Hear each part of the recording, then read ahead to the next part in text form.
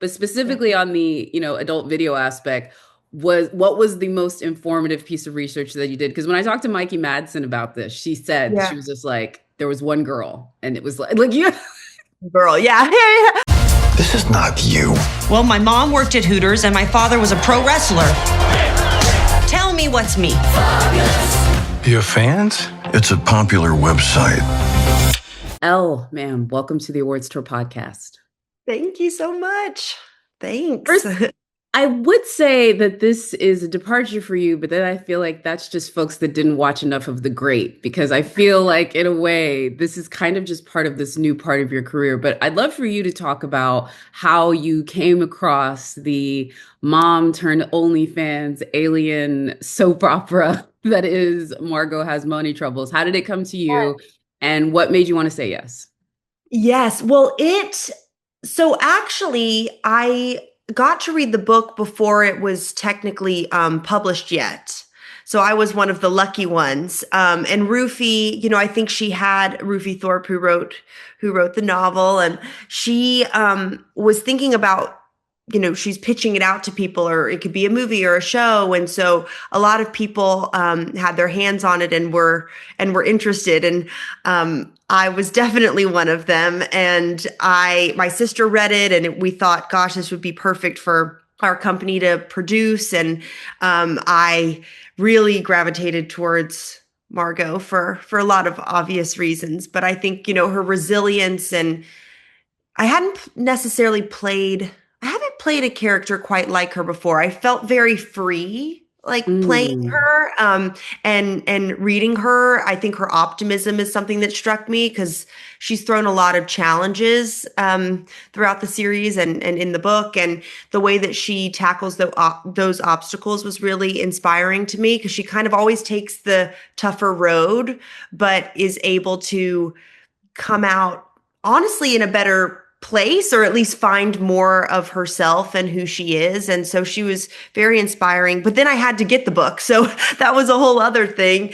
And I know it was also sent to Nicole Kidman's company, Blossom Films, and it was sent to David E. Kelley and A24. And so we kind of realized that we all know each other, and we decided to team up together and then pitch to Apple.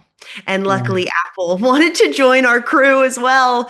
And it just, and with the cast, it just kept getting better with the cast that we were getting. But I think that really, it comes from the book at first, because they were responding to these characters that Rufy wrote. And then with what David did with the scripts and being able to, move the book to a series. It's kind of a tricky thing to do, but he just did it so miraculously. And then we had the dream team assembled. Yeah, let's talk about that dream team. I mean, you've already mentioned a couple of them: Nicole Kidman, David E. Kelley. You also are starring alongside Nick Offerman and Michelle Pfeiffer. They play your parents. No big deal. Not as if you haven't had tons of Oscar winners and like Emmy and Tony and people like do your parents in the past, but this one also feels like, come on, kid, really? Because all of these characters, to your point, are so richly written. I'm curious for you, who was the most surprising addition that you got into the cast? Because I'm not even talking about like Greg Kinnear and Michael, and there's just so many other ones. So who was the one where you were like, I can't believe they said yes? Oh my gosh. I mean, honestly, well, we were really trying to get Michelle. What's so funny is because obviously David is married to Michelle, but we were like, all right, David, like, this is your mission. You have to get your wife to do this. And I think that I don't think it was tough for Michelle after she read Cheyenne, but it's interesting because in the book, Cheyenne, she's a big part of Margo's life, but she's not in the book that much.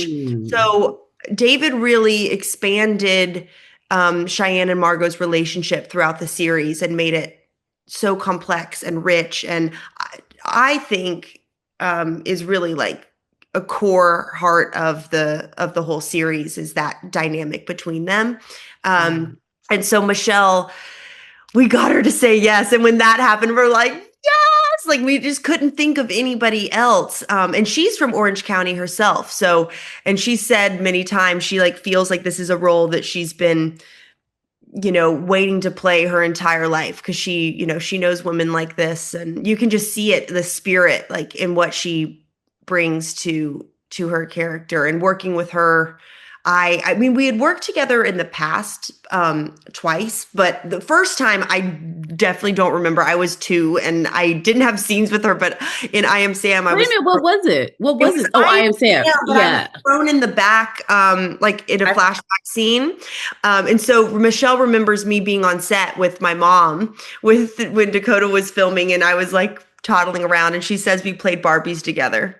Aww. So that's sweet. And then we did Maleficent 2 together. She played my evil mother-in-law in that. And so we were close, but through this experience, now she truly, like, she is family. And I think that, I'm not someone that normally says like, oh, you have to have like off the charts chemistry with someone for that to be relayed on the screen.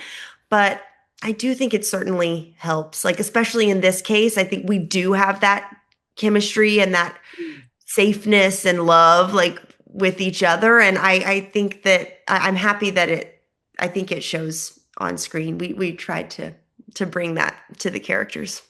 Definitely brought it to the characters. And listen, I don't want to make too much of it, but, to give the synopsis for folks that haven't seen the series, Margo is a young, talented woman on the cusp of maybe trying to become, despite some humble background, and she falls pregnant from a predatory English professor. And I'm just going to go ahead and say that because it needs to be said.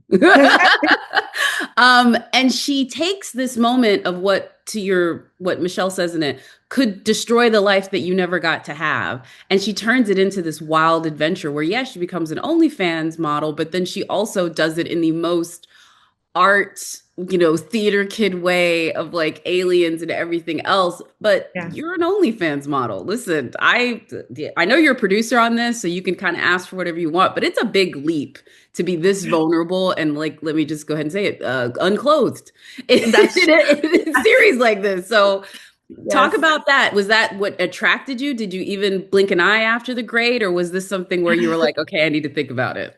I know. I mean, I definitely, with the grade, I felt like we did a lot of things, but some, mostly on the grade, weirdly, we talk about this, a lot of like the sex on that show was like under skirts and stuff. Like we had so many layers on and corsets and skirts, so it didn't really feel as exposed.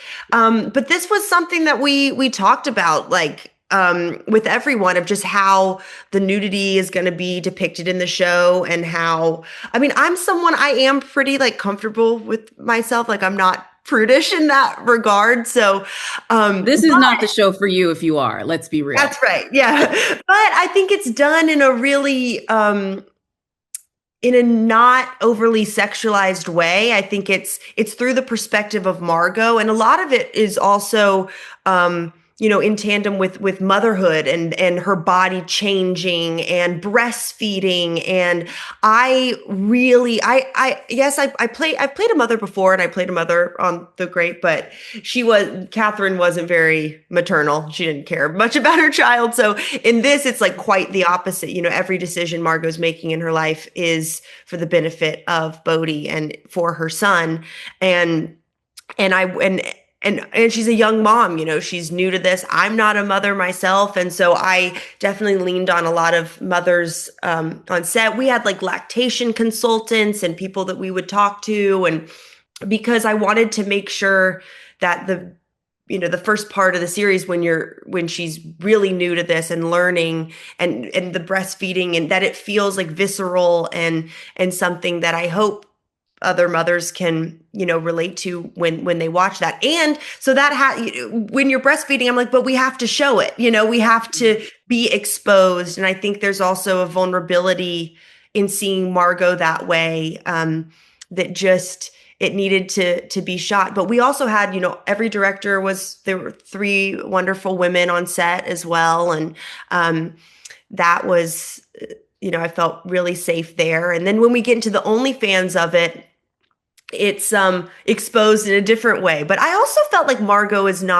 she's not self-conscious about her body. I think her body may be changing when she's a mother. She's a little like, whoa, why are my breasts so large. Like I look different. I feel like an alien in my own body. And therefore she creates this persona of hungry ghost who is an alien to the world. And that's her OnlyFans persona. So it's really influenced by motherhood and even like her relationship to her body. So I knew that we needed to go there, but I wanted it to be done in a specific way that didn't feel like overly sexualized. But because it's interesting, OnlyFans is a spectrum. There's a lot of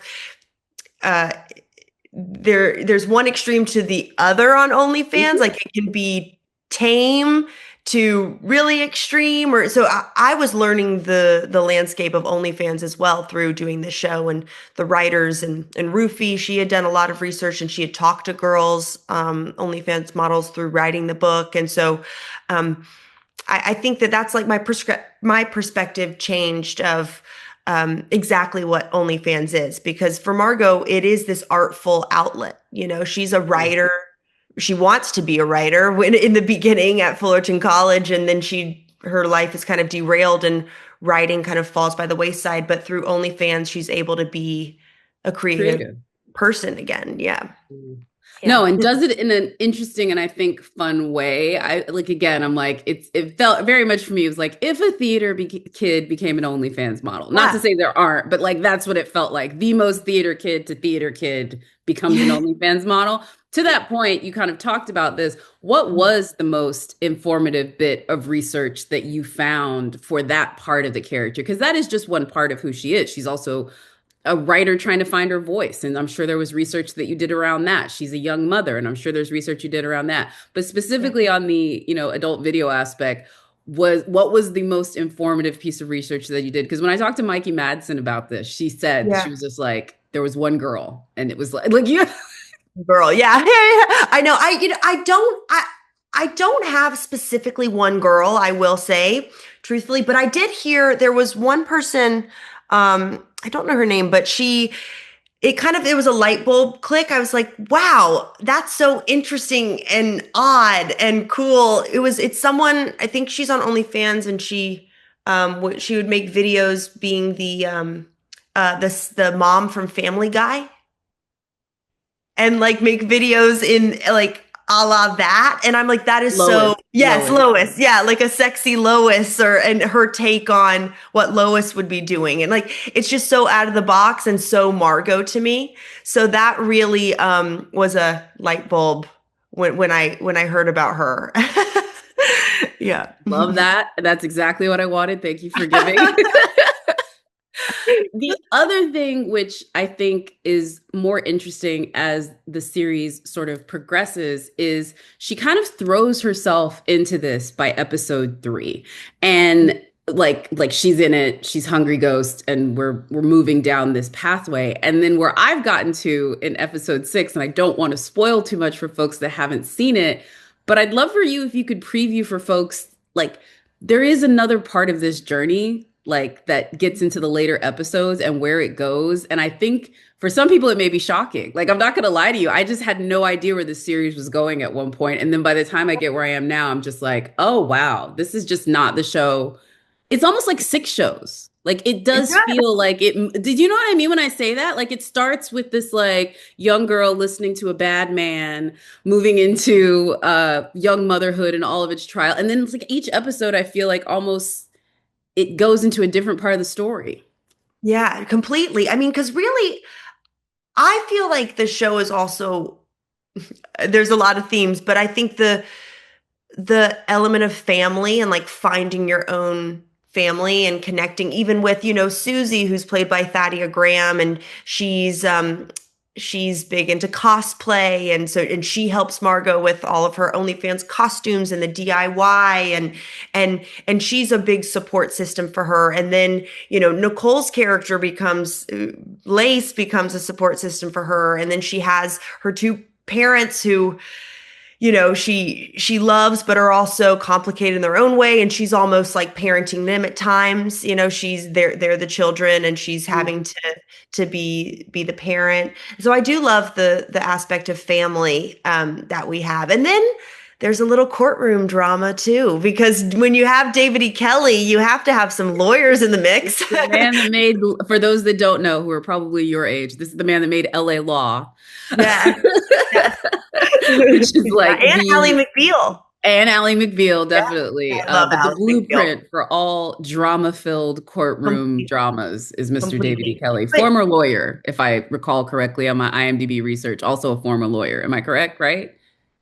I think Am I right? Maybe I'm making that up. I'm I like, thought he was David. also a former lawyer, but like that could be just me giving him All right, John Grisham. I'm gonna text him after this. I'm like, maybe I'm wrong. Maybe I'm wrong. One of the things I think is really interesting is The Great, which I loved. And I think that like, especially towards the last seasons, and now I think on TikTok, like that show is everywhere.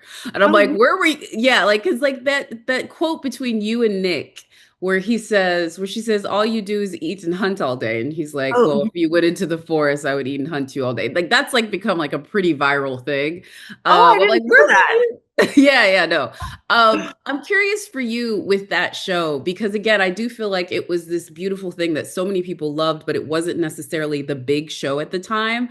Now that you've gone and been again another like leading a big sort of series, what stuff did you learn on The Great that helped you with Margot's Got Money Troubles? Because I'm sure that kind of television production really helped you for when you have to do this.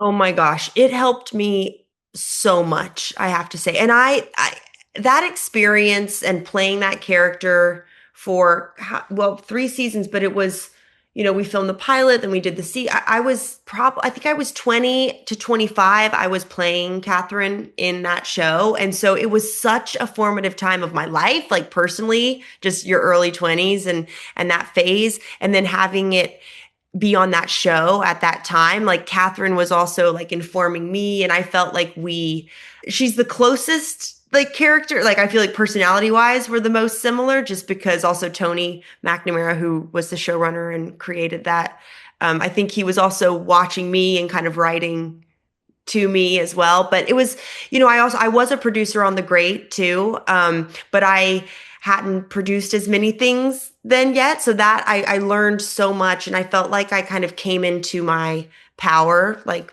as an actor, but also behind the scenes as well, where without that experience, I don't think I would be making the choices or kind of where I am today without that show. I'm so grateful for that experience, because I also learned to kind of, it was comedy too, which I hadn't done a lot of. And but it was also it was a very specific tone, much like this show. I think it's a dramedy, it's not necessarily just flat out comedy, but it's much like life is, where you're crying one minute, you're laughing the next, and that kind of tonal shift I really learned to grasp on The Great. I have to say, like from in one scene to be crying hysterically to making a joke, and that switch, I really, as an actor, I love that complexity and getting to have characters that can go from one extreme to the other. That's kind of, I'm always looking for that. So through that experience, I kind of got to hone a lot of skills, and I was surrounded by a cast on that show that was they were just so good, and I learned a lot and learned to kind of embarrass myself, because I think that comedy, a lot of the time you have to be willing to embarrass yourself and try the biggest thing, and it might not work, and all right, well, we can go again. And I was allowed to do that with that show and experience. So yeah. Thank you. I also have to give you some thanks, because you posted our paddles that we gave at Sentimental Value. By the way, thank you. Made my bosses very happy. I will say that. So cute. I loved that. What's crazy with the Sentimental Value and just how successful it was, and we're so happy for Joachim and everybody involved in that one, is now I feel like with that movie, with Maleficent, you have these like, okay, I've done my blockbuster, I've done my I've done The Great, which is your big TV show, you have these things that a lot of people recognize you from. But you have, again, such a long career. Let me make sure I have this count correct. 79 credits, and she's not even 30. It might be, I think it's like, they're probably counting like, appearances on, Jimmy Fallon. Those are scripted. No, Okay. the only thing on there that you could maybe say was like less of an acting job was your Tiffany commercial. And I saw that you were Okay. acting in that too, but that's still, no, you're in this. What I was trying to get to though, of the stuff that you've done, and maybe some of the stuff that you've done, obviously, once you got older, what is the one that you wish had more attention from your filmography? And the one where people, when they come up to you about it, you're like, this person's cool. This person's part of the Oh, club. I dig it. I dig it. Because I will say one of the ones that I love, which I don't even think it's like disappeared necessarily and it's not a part of it, but I loved you in Super 8. And it's just like not a movie people talk about anymore, but I loved yeah. it.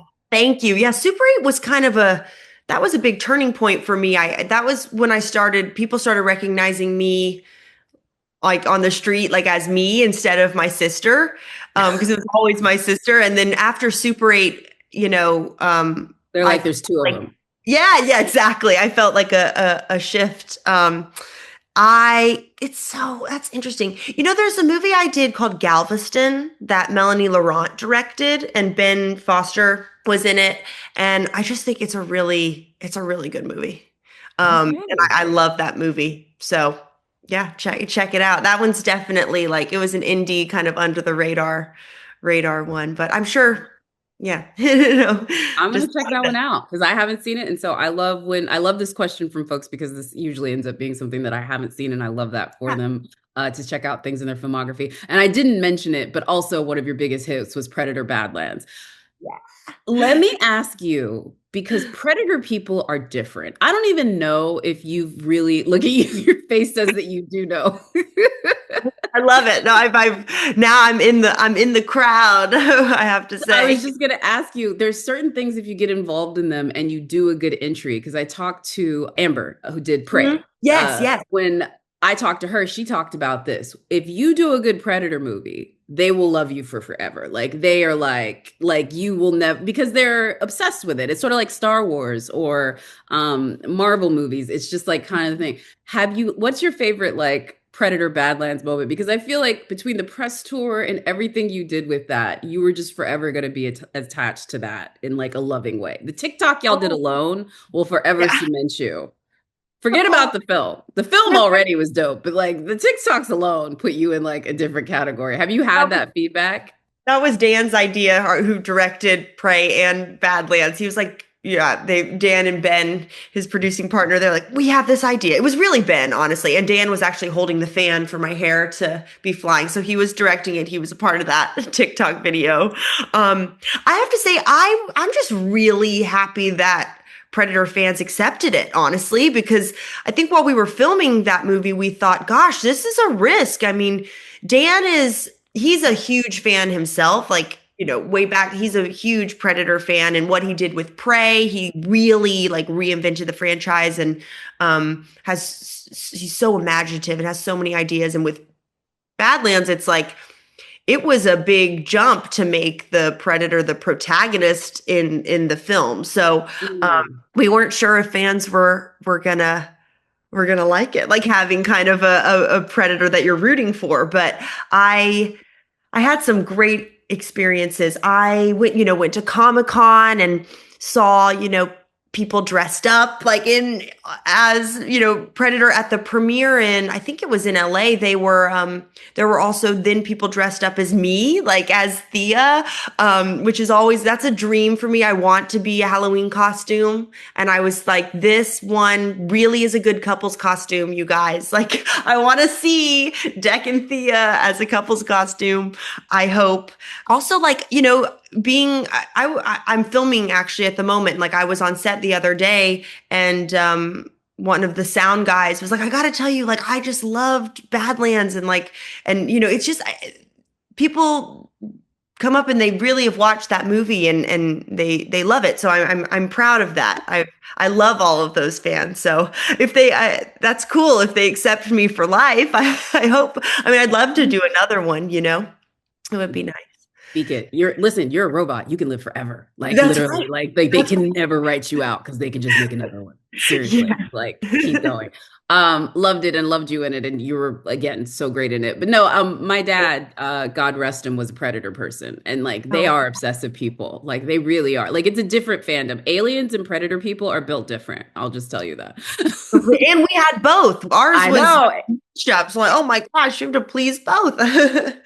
Big. I would be remiss, and I believe the entire Rotten Tomatoes folks would, be mad at me if I didn't mention Effie Trinket. At least, Oh, yeah.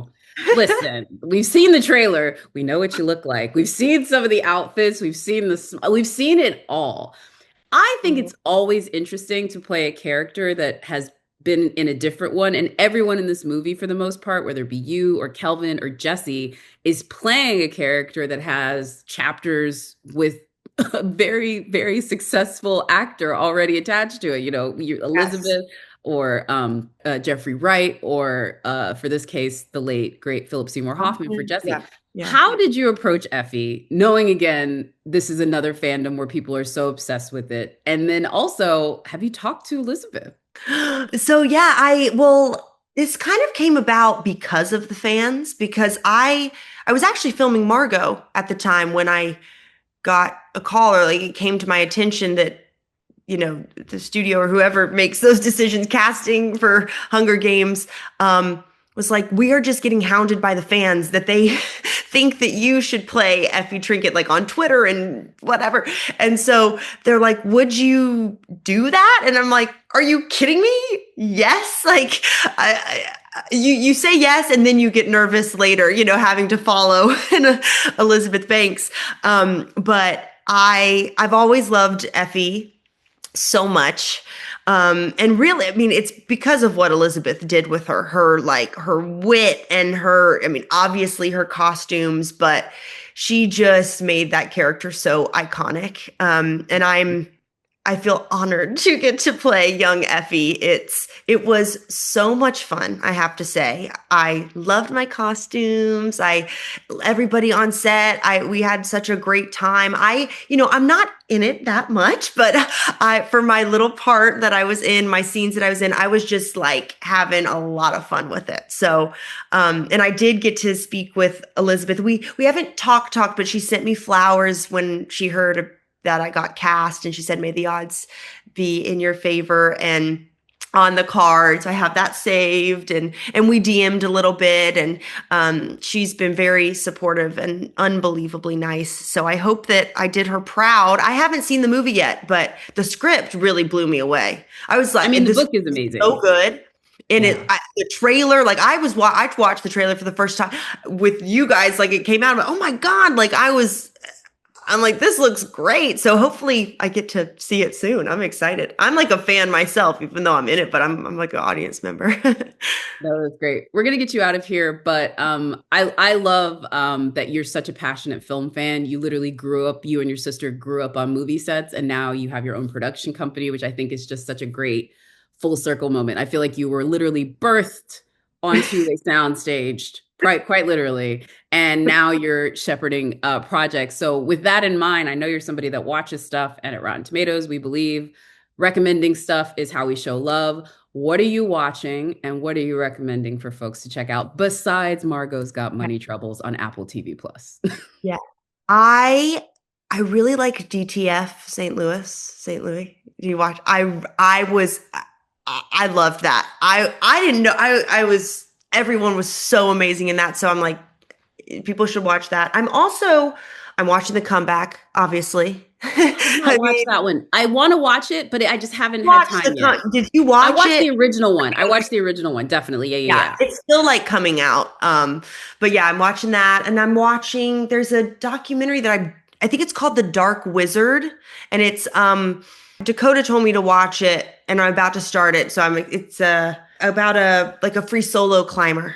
It's kind of like Free Solo, but a different man. And so Free Solo was so good. So we'll see how that is, but I think I'm going to like it. Yeah. Love that. Appreciate it so much. And again, before we leave, I want to just bring it back to Margo.